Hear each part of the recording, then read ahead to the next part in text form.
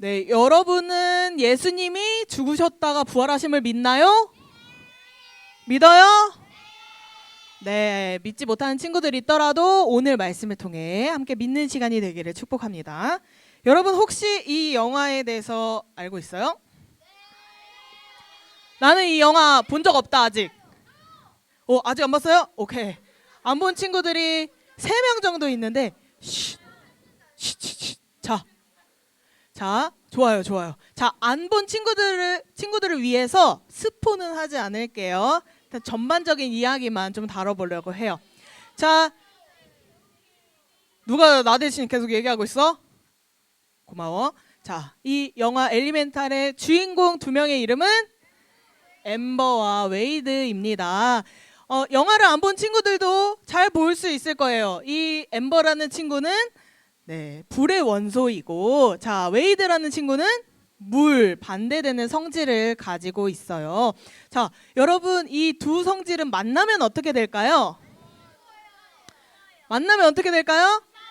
자, 둘 중에 하나가 더 강한 게 있다면 하나는 사라지게 될 거예요. 만약에 불이 더 강하면 어떻게 될까요? 물이 끓다가 증발하죠. 반대로 물이 더 크면 어떻게 될까요?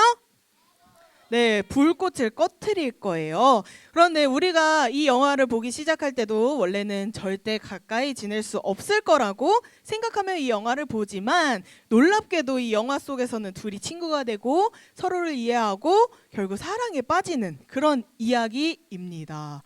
근데 서로가 서로에게 위험한 상황도 굉장히 많이 발생할 수 있는데, 이 둘은 자신을 희생하면서 사랑하는 이를 지켜내는 그런 감동적인 장면들도 등장해요. 근데 여러분, 이 장면을 보면서 우리 친구들이 계속해서 말하는 게 있어요. 불과 물이 어떻게 손을 잡을 수 있을까요?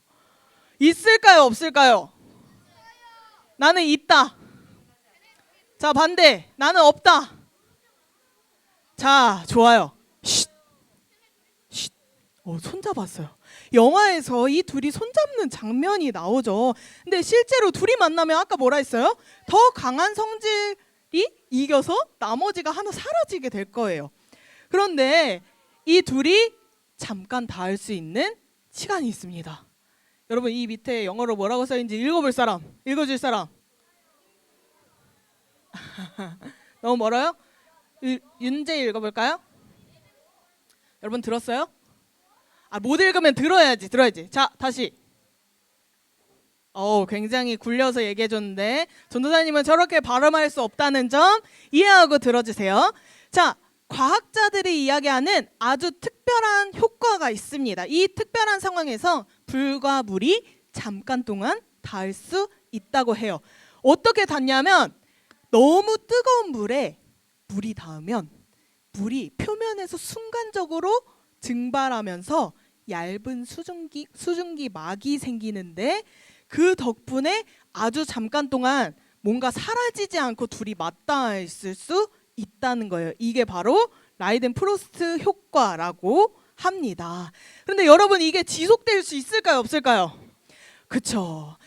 그건 잠깐뿐이고 결국에는 불이 꺼지거나 물이 증발해버리는 현상이 일어나게 돼요. 그래서 우리가 이 영화 속 장면을 더 특별하게 느끼기도 하죠. 현실에서는 도저히 일어날 수 없는 일이 일어난 것처럼 보이기 때문이에요.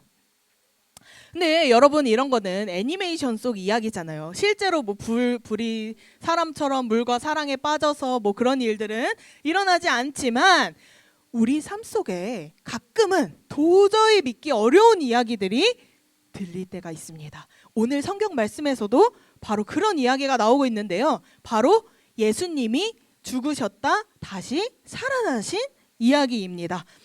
여러분들 만약에 지금도 우리가 어떤 사람이 죽었다가 3일 만에 부활했다고 한다면 믿기 어려운 친구들이 더 많을 거예요.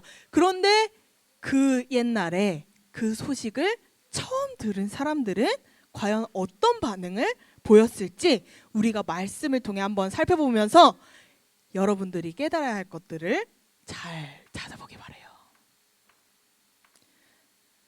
예수님께서 다시 살아나신 후에 가장 처음 만난 사람은 누구일까요? 손 들고 대답하면 1드림 줄게요. 자, 우리 도엘이. 네, 맞아요. 막달라 마리아입니다. 우리 다 같이 16장 9절 말씀 읽어볼게요. 시작. 예수께서 안식 후 첫날 이른 아침에 살아나신 후 전에 7 귀신을 쫓아내어 주신 막달라 마리아에게 먼저 나타나시니. 아멘.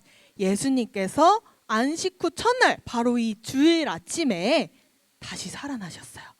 가장 먼저 예수님을 만난 사람은 막달라 마리아라는 사람인데, 이 마리아는 이전에 예수님과 인연이 있었어요. 어떤 인연이 있었냐? 여기 나와 있죠.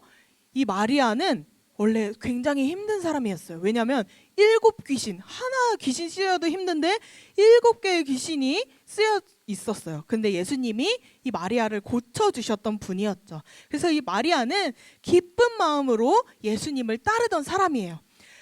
예수님이 돌아가시고 이 3일째 되던 날도 예수님을 찾아가기 위해 무덤에 갔다가 예수님을 가장 먼저 만나게 되었습니다. 이 마리아가 예수님을 만나고 가장 첫 번째로 한 일은 뭘까요? 뭐라고? 제자들에게? 누구야? 찍어서 인스타에 올린다. 누구야? 인스타 없죠? 제자들에게 달려가서 말했어요. 자, 여러분들이 제자들이라면 어떤 반응을 했을 것 같나요? 자, 너무 기뻐하며 예수님 어디 계시지 하고 찾으러 갔을까요? 아니면 예수님이 나를 찾아오시겠지 하며 기쁜 마음으로 두근두근하며 기다렸을까요? 아닙니다. 자, 우리 그 다음 구절 10절 11절을 우리 6학년 4반이 한번 읽어주세요. 시작. 가서 예수와 함께하던 사람들이 슬퍼하며 울고 있는 중에 를 알림에 그들은 예수께서 살아나셨다는 것과 마리아에게 보이셨다는 것을 듣고도 믿지 아니하니라. 아멘. 여러분, 제자들이 어떠했다고 말하죠? 듣고도 믿지 않았다고 이야기합니다. 여러분, 제자들은 어떤 사람들이에요? 예수님이 이 땅에서 기적을 행하시고 사람들을 가르치셨을 때 항상 옆에서 따라다니던 사람들이죠. 심지어는 자기의 재산, 자기의 직업 다 버리고 예수님만 따랐던 사람들이에요. 근데 예수님이 부활하셨다는 이 놀랍고 기쁜 소식을 듣고도 믿지 않았어요. 그래서 예수님은 또 다른 제자들에게 나타나십니다. 우리 12절과 13절 말씀을 우리 5학년 1반이 읽어주세요. 시작. 중 2사람이 걸어서 시골로 갈 때 예수께서 다른 모양으로 그들에게 나타나시니 2사람이 가서 남은 제자들에게 알렸으되 역시 믿지 아니하니라. 아멘. 예수님은 제자들이 믿지 못하자 또 다른 2명의 제자를 찾아가셨어요. 이 제자들도 길을 걷다가 예수님을 만나고 너무 놀랐고 기쁜 마음에 또 어떻게 하죠? 나머지 제자들을 찾아가요. 또 제자들에게 알려줬어요. 예수님이 부활하셨대. 예수님 다시 살아나셨어. 그런데 여전히 제자들의 모습은 어떤가요? 역시 믿지 아니하니라. 여전히 예수님을 만나지 않은 제자들은 믿지 못했어요. 여러분, 제자들이 분명 예수님을 사랑했고 또 따랐던 사람들이 맞죠? 근데 왜 제자들은 예수님이 살아나셨다는 이 놀랍고 기쁜 소식을 듣고도 믿지 못했을까요? 왜 믿지 못했을까요? 너무 이해가 안 돼서 예수님이 다시 살아나신 게? 근데 생각해보면 제자들은 예수님이 사람 살리는 것도 보시고 고치지 못하는 병도 고치는 것도 보시고 정말 많은 기적도 경험했잖아요. 근데 왜 믿지 못하는 걸까요? 말도 안 되니까 제자들이 믿지 못한 데에 크게 두 가지 이유가 있었어요. 먼저 제자들이 기대했던 예수님의 모습이 있었어요.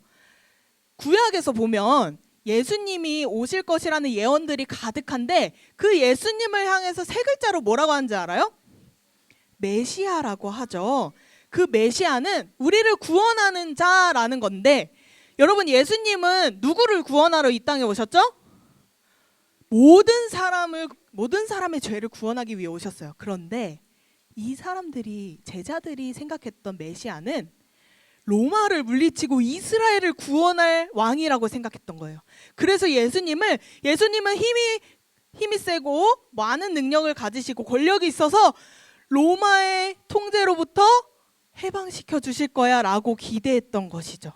누가복음 24장 21절에서 이렇게 말했어요. 우리는 이 사람이 이스라엘을 구속할 자라고 바랐노라.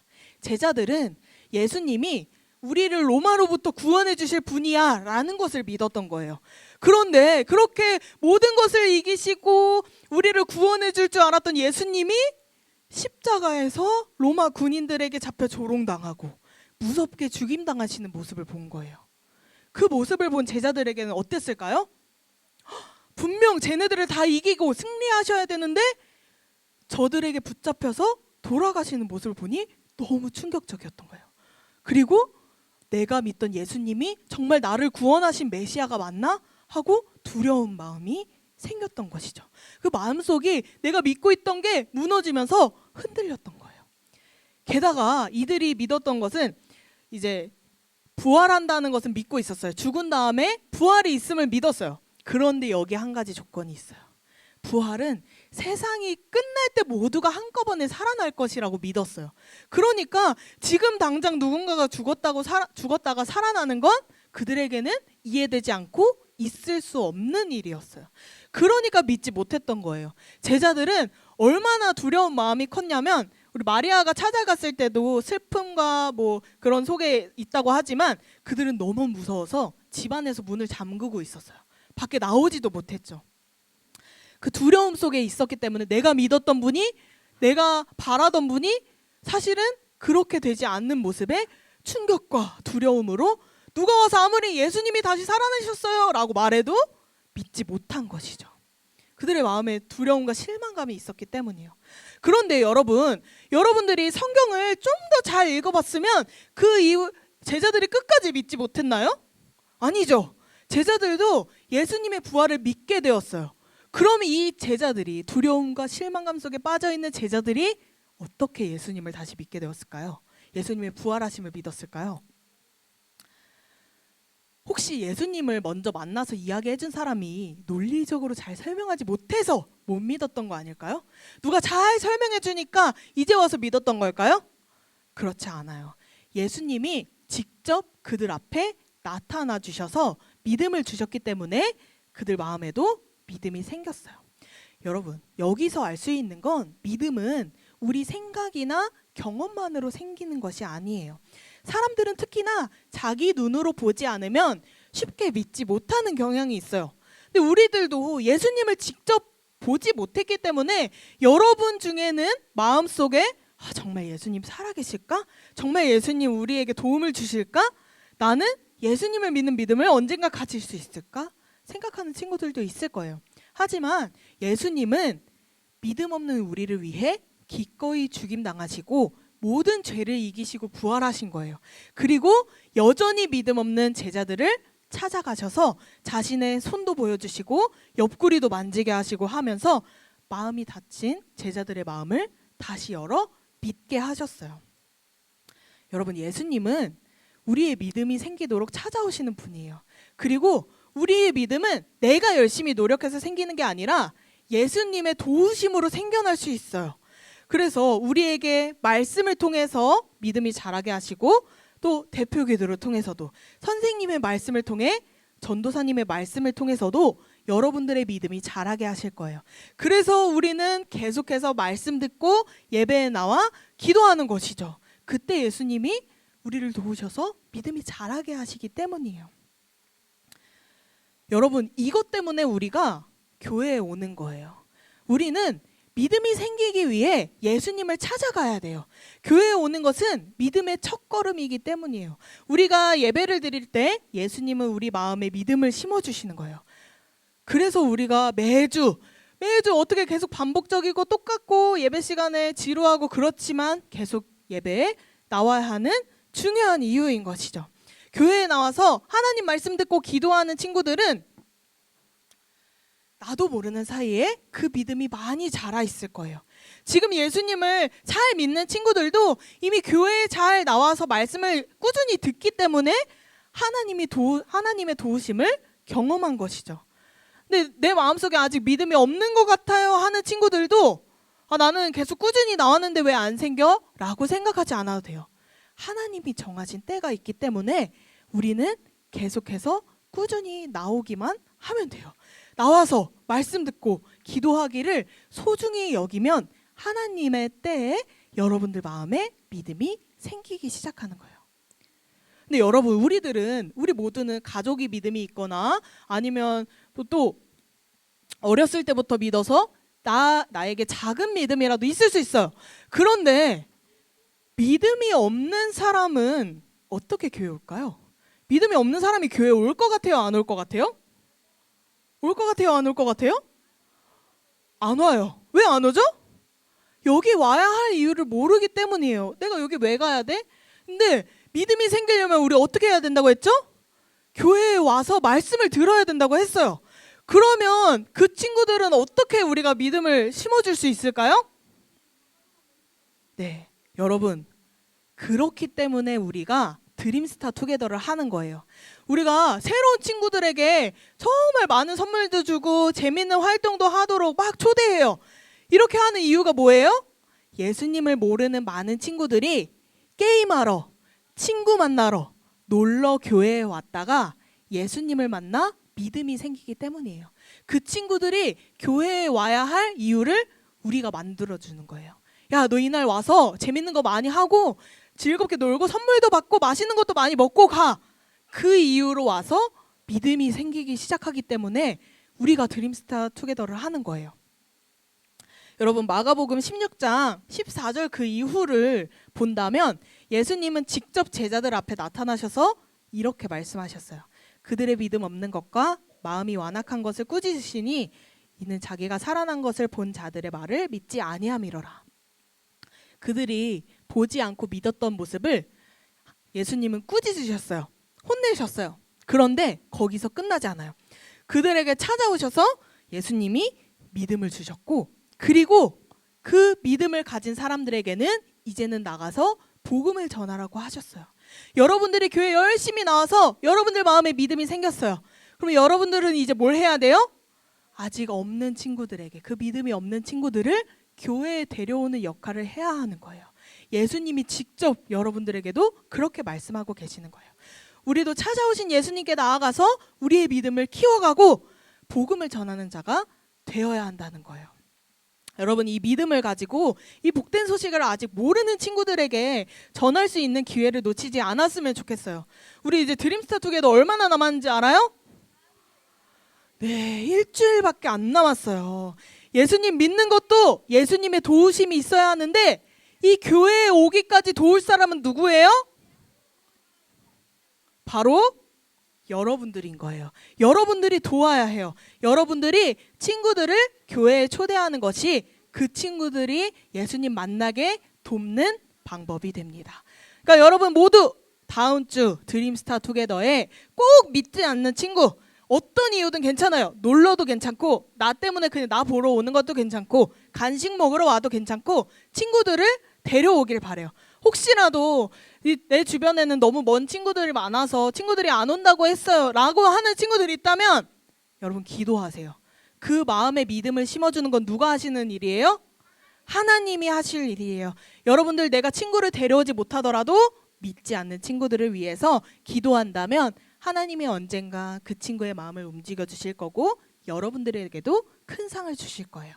예수님은 여러분을 통해 친구들에게도 믿음을 주시기를 원하십니다. 그 사실을 기억하면서 이번 한 주 동안 담대하게 어떤 방식으로든 복음을 전하고 친구를 전도하는 여러분들 되길 바랍니다.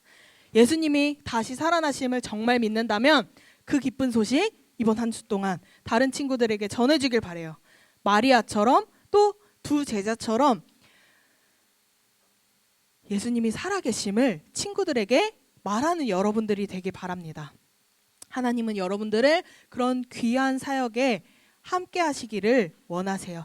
예수님은 믿음을 우리에게 선물처럼 주시기 위해 십자가에 달려 돌아가시고 부활하셨어요. 그 예수님은 오늘도 우리 곁에서 우리의 믿음을 자라게 하십니다. 여러분들 이 사실 믿으며 이 기쁜 부활주일에 우리 모두 이 놀라운 복음의 기쁨을 전하는 주님의 제자들로 자라기를 예수님의 이름으로 축복합니다.